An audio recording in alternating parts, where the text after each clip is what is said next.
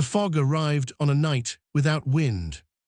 That was the first thing Sheriff Elias Crow noticed as he stood on the wooden porch of his house overlooking Black Hollow Valley. Fog usually rolled in from the marshes with a breeze, creeping low and thin like breath against the earth. This fog was different. It poured in heavy and thick, swallowing trees, fences, and eventually the road, as if the valley itself were exhaling something it had held for too long. By midnight, the fog had reached the church bell. At 12:03 a.m., the bell rang once. No one pulled the rope. Black Hollow was a town that survived by forgetting the mines that collapsed in the 1930s, forgetting the orphanage fire that took 16 children in 1952, forgetting the disappearances that happened every few decades, always in autumn, always when the fog came early. People told themselves stories instead: wildlife, runaways, bad families, anything but the truth. Tonight, the truth was walking back into town. Mara Ellison woke to the sound of whispering. Not voices exactly, more like breath moving through a mouth that didn't need lungs. Her bedroom window was open, fog pressing against the screen as though it were curious. She sat up in bed, heart racing, her digital clock glowing 12:17 a.m. Mara. Her name drifted through the room. She froze. Her parents were asleep downstairs.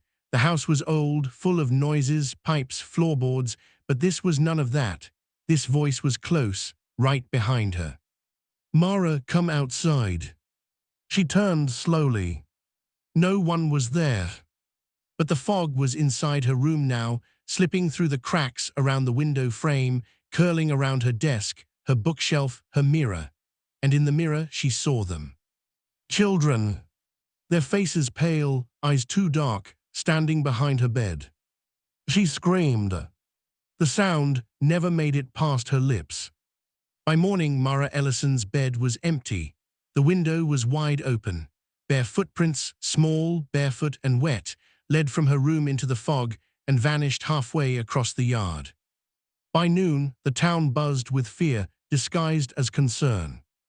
Sheriff Crow stood in the Ellison living room, staring at the footprints photos on his phone. He'd seen them before, same size, same pattern, same ending. Kids don't just disappear, Mara's mother sobbed. She wouldn't leave without her phone or her shoes. Crow nodded, though his jaw was tight. He knew what came next. 3 disappearances, always 3, the 4th was never found. Outside, the fog hadn't lifted. It clung to the streets like a stain. At Black Hollow High School, students whispered about shadows on the football field, about hearing laughter near the lockers after dark. Teachers dismissed it as hysteria, but one student didn't laugh. Jonah Reed. Jonah had grown up hearing stories from his grandmother, stories his parents told him to ignore. She used to sit him down every fall and say, "If the fog calls your name, you do not answer. If you see children in the mist, you run." That afternoon, Jonah found something carved into his locker. 4 words scratched deep into the metal. "We are coming back."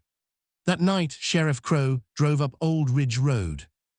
The abandoned orphanage stood at the top, windows black, roof half collapsed. It had been condemned for over 60 years, but the fog wrapped around it like it belonged there, like it was home. Crow killed the engine. The fog thickened. Then he heard it. Children laughing. Not joyful, hollow, echoing as though coming from underground. He stepped out of the car, hand on his flashlight, when a small figure emerged from the fog. Barefoot. Pale. Smiling. "Mr. Sheriff," the child said softly, "she's with us now." Crow's blood ran cold. "Who are you?" he demanded. The child tilted its head, eyes reflecting no light. "We're the ones you left." The fog surged forward, and the child vanished. Behind Crow, the orphanage door creaked open for the first time in decades. Back in town, Jonah stared out his bedroom window as the fog rolled in thicker than ever. This time it didn't whisper. It spoke clearly. "Jonah, you remember us." His bedroom door slowly began to open, and small, wet footprints appeared on the floor, one by one, leading toward his bed. Cut to black.